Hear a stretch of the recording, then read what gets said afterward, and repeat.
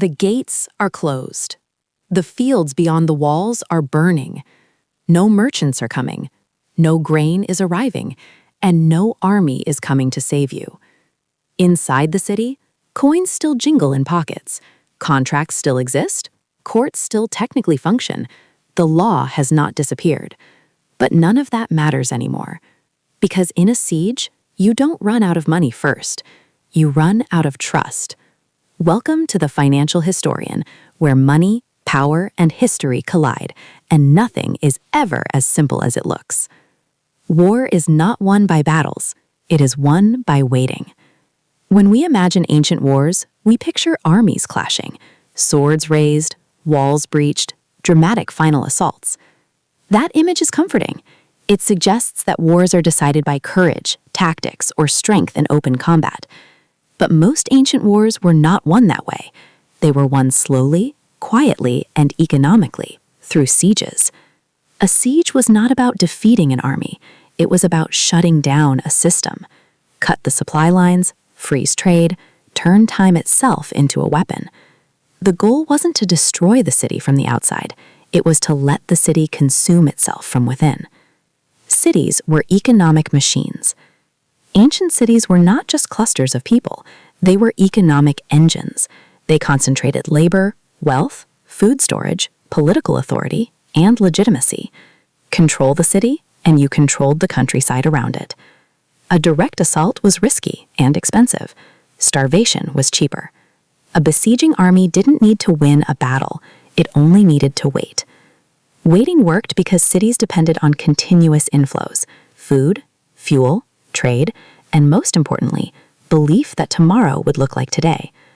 Once those inflows stopped, the economy inside the walls began behaving in ways that felt irrational, but were entirely predictable. The first thing to fail is not money. Coins do not vanish overnight. Prices do not immediately collapse into chaos.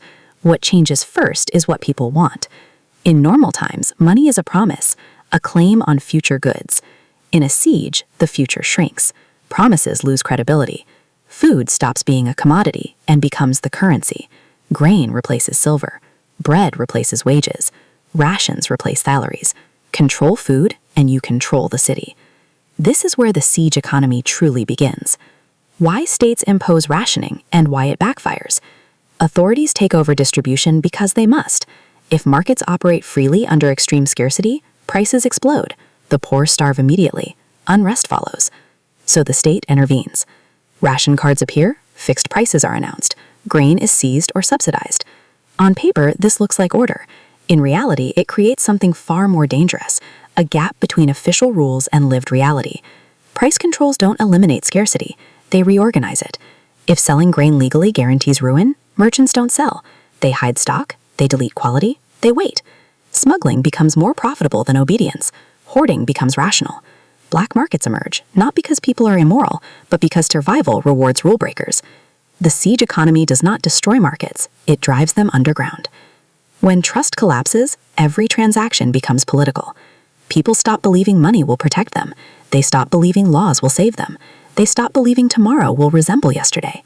Once trust collapses, every loaf of bread is a political decision. Every ration signals power. Every meal answers the question, who matters? Food distribution stops being logistics. It becomes legitimacy.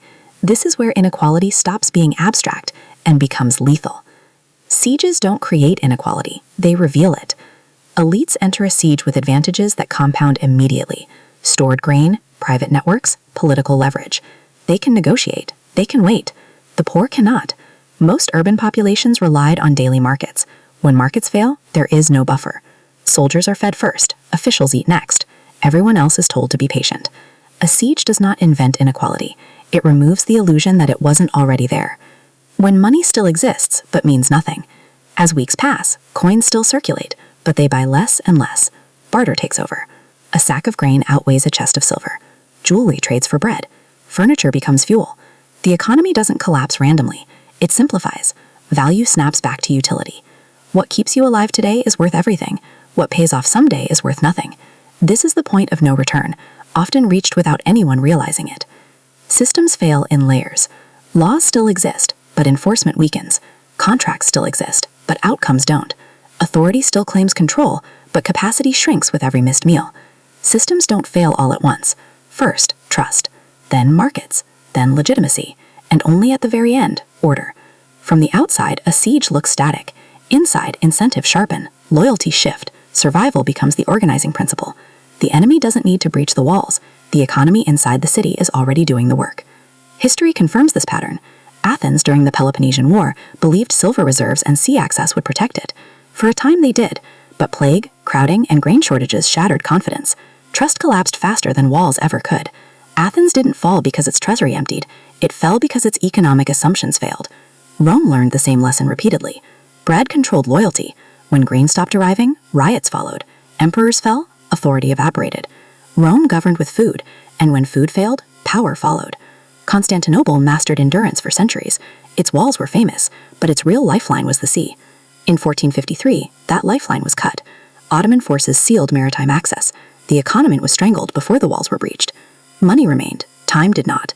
Starvation is not a side effect, it is the strategy. Hunger breaks coordination. It shortens time horizons.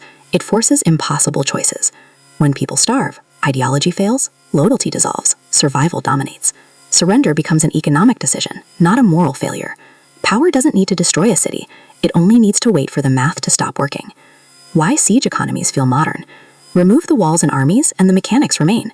Sanctions, blockades, supply chain disruptions, natural disasters. Money still exists, banks still function, prices are still posted, but access fractures. Goods arrive late or not at all. Quality drops, costs rise. Inflation isn't greed, it's collapsing confidence. Panic buying isn't irrational, it's a vote against tomorrow.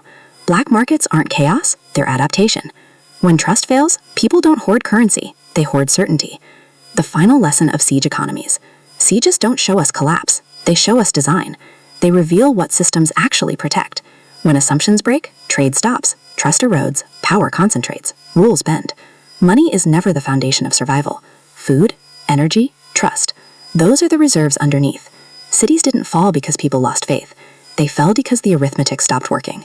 History doesn't repeat, pressure does. And pressure always reveals structure. If this gave you a new way to see the world, hit subscribe.